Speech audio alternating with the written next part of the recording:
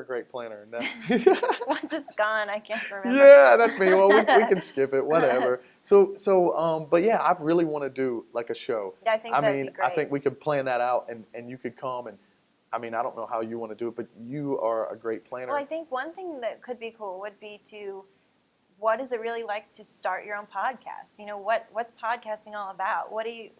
How do you get to be at your point? You know, we could turn the table and Right. talk about that and Oh my and gosh, what you do to prepare. I would love it. I mean, you want me to tell now, or we probably got about 20 minutes. We're on time limit. Let's save it and we'll make it an actual. Okay. We'll put a post out there and then we'll do a show on it and that would be come back awesome. come back and visit that. Maybe we could interview some other people who do podcasts and get their take on it. There's a lot of people here that do podcasts, and I mean, we could, because it's up and coming. And oh yeah, they said that in 25 years they think everybody will have a podcast. Crazy. Yeah. But people don't have time to. I mean, how awesome is kind of a one-way conversation or an eavesdropped conversation? Because if I want to talk to all of my friends about what it was really like to get the 30 Under 30 award, I'd have to say the same conversation like 20 times. Yeah, and you want want to tell tell all that I of don't them. want to talk to them. Believe me, I feel so sad that I've lost touch with a lot of the people that I know and grew up with. But I had somebody message me the other day saying, I'm so glad that you write the way you do, because even though I don't talk to you very much, I feel like I'm connected with you still. Wow. And it's a one-way conversation, so I want to know her, what Right. she's up to. Right. So that's kind of what blogging is and started out to being, getting back to the real reason that people want to share their lives. Right. And with WIRL Project, it just takes it and puts it on a place where it can help other people, and it gives it more of a louder voice, and it gives it more of a platform to live on instead of kind of just going away. Right.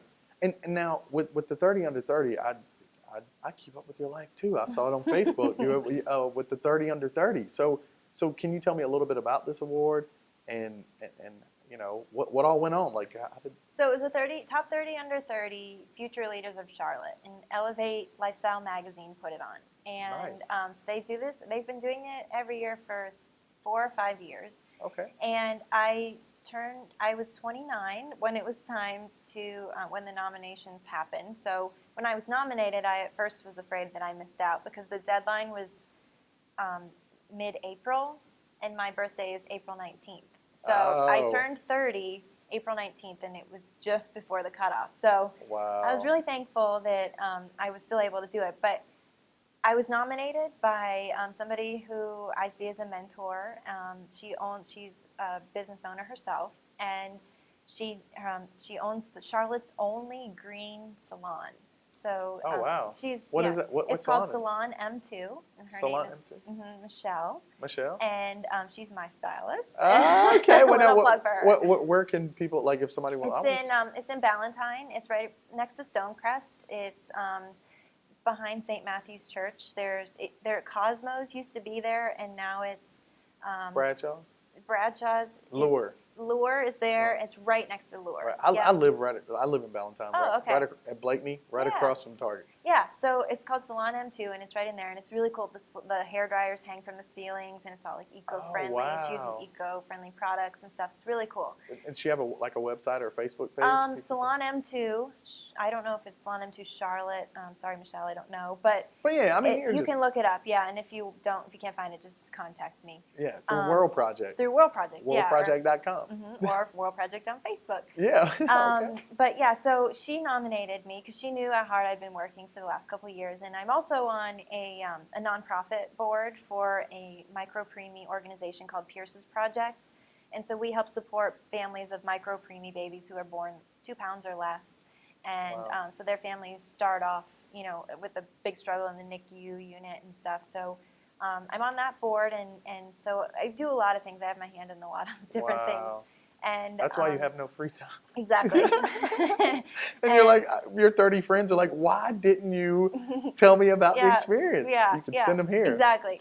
So I was nominated, and then I found out I was nominated, so then they send you a questionnaire that asks you to say, okay, do you think you deserve to be nominated? And it's really weird to write about yourself kind of in the third person, like, this is what I've done, This is why I deserve it. You know, people don't like to give themselves credit, and it was kind of weird, but it was kind of helpful to say, you know, I am doing something. It's not all just nothing. You know, I'm not just busy just doing like painting my nails. Like I'm actually doing something.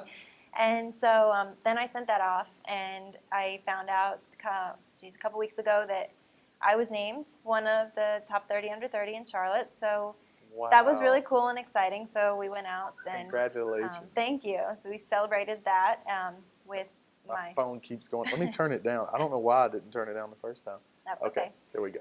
So we celebrated, and then they had there's a feature in Elevate Lifestyle magazine about me, and then there's online, Elevate Lifestyle magazine has my profile and my information, and I had to answer some questions, and then there was an awards cocktail party last Friday. So I had my mom and my brother came down from Pennsylvania, and we had some other family and friends come celebrate with us, and so that was really cool. We got a plaque, and we got like a goodie bag, and just, you know, the award and honor itself was really cool to know that I bet your mom was proud. I bet she was super proud. She was really excited. She probably cried. My mom would have. Like, oh yeah. my gosh, you got a 30 under 30. That's so awesome. Yeah. Wow. So and who did you give like a speech? Like did you have to give like a speech? They never told us we could. We didn't really know what to expect, you know, at the awards banquet. We just thought we would get the award and go sit down. But then they handed over the microphone and said, "Do you have anything to say?" And thankfully I didn't go first, because I probably would have talked and then not known what to say. So other people went first. We went in alphabetical order by first name. So thankfully I was towards the end, and no one else gave a speech. So I was like, thank goodness, because I didn't have anything prepared. Right. I would have just said, you know, thank you for the opportunity and support. And really, WIRL Project is nothing without the people who support it. I mean, I built the platform, and I put it out there for people to know, and I help promote them and give them a stronger voice online. Right. But without the support that I have from people, it's really nothing. And I try to thank my members, and I try to thank the supporters on a daily, weekly basis. They're so awesome, and they've been so supportive. And the site runs without me. You know, like they contribute, and I don't write posts all the time. You know, I write when something strikes me, and they do the same. So. And you can't, so it's really cool. That's great. I mean, because you can't, I mean, I don't know, you can't be, you know, like writing all the time, and, you know, like, but the reason why they're coming is because they get value. Right. You know, I read that, and it was a book, it was like Jeffrey Gitomer, who lives in Charlotte, but he's like the social boom, and he was talking about you have to give some kind of value. Right. So a lot of people build a lot of things on a lot of platforms, but they don't give value, so people don't want to come back. And that's part of the personal branding process, is figuring out what is your value, and what value are you going to get out of it, and what value are other people going to get out of it. And so the value for our members is just, you know, you get to share your story, and you know how many people have told me, Sarah, I want to write a book. And I say, okay, what do you want to write a book about? Well, you know, I've been through a lot in my life. I've done this, that, or the other thing. And I say, okay, so really try to understand, why do you want to write a book? Because writing a book can be costly. Writing a book you need an editor, a publisher, a company, you need the time. You need, you know, why do you want to do that? And they say, well, it's more a credibility thing.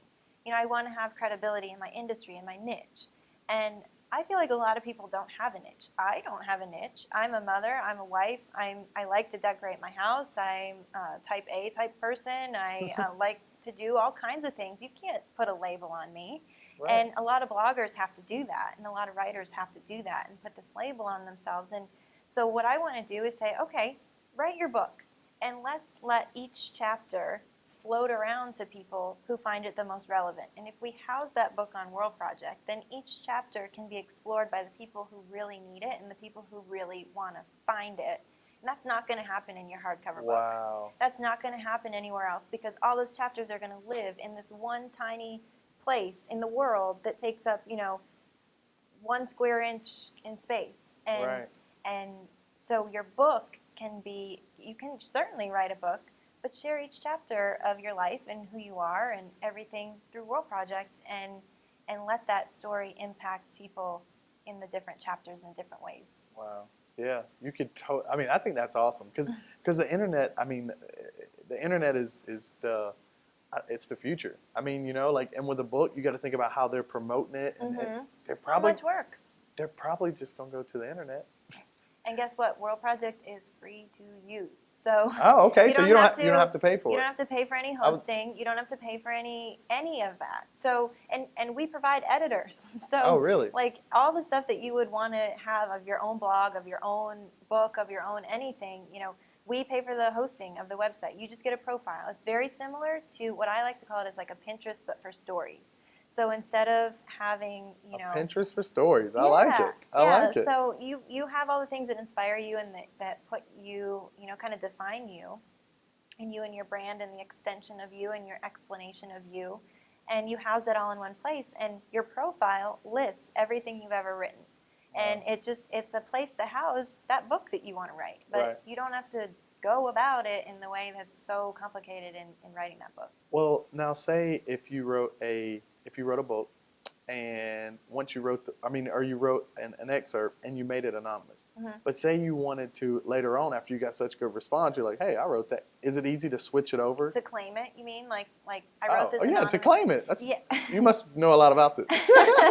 Yeah, so if you were to write something anonymously and you found that the response was different, or you finally got the courage to say, you know, that was me, it's not an easy front-end change, but you just contact me and say I'm ready to take claim and ownership of that post. Then I just switch it over and make you the author. Wow. So yeah, it's very easy to do. And another thing I love about this, that's awesome, because I was just thinking about, you know, like what if it didn't, and I don't hear, can you still hear me in your headphones? Because I can't hear myself. It doesn't matter. I might hear you, I'm not sure. Okay. I don't know if my... I hear that, Okay, yeah. okay. But that's why we got backup. But anyway, so like if you had, so it's easy to change it over, to just message you.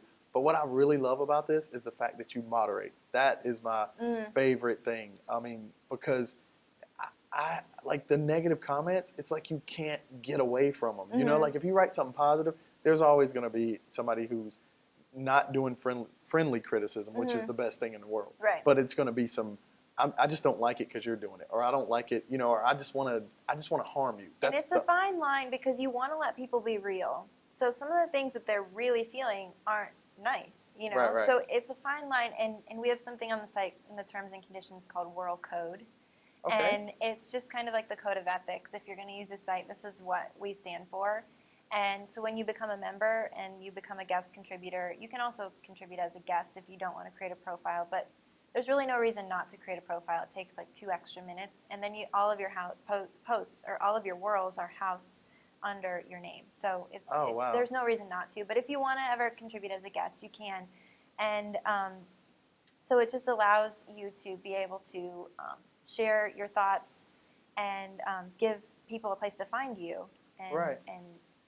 And are you allowed to, so you're allowed to go on the site and look at it without creating any profiles? Right. You're just allowed to go Everyone read it? has access to it because I believe that, like, we kind of want to be a search engine for that kind of positive information. But like I was saying about the realness, you know, if somebody just disagrees, I'm not going to not post it because they disagree, but it has to do in the way they communicate it. Right. And so if it's hate language, in WIRL Code we say we don't tolerate hate language, but if you can constructively address how you feel, or it doesn't even have to be constructively, but just openly and genuinely say, I disagree with this and here's why, and give reason, and not just be like, this sucks, you know? Right, right. You know, there has to be, it's all getting back to the real reason people talked in the first place, and that was just to share information, inspire, empower, and help and entertain people. You know, it's not all serious. Life isn't all serious. It's all, you know, it's a big mix of things. So you'll find that some days we post about motherhood, some days we post about sports, some days we post about all kinds of things. Right.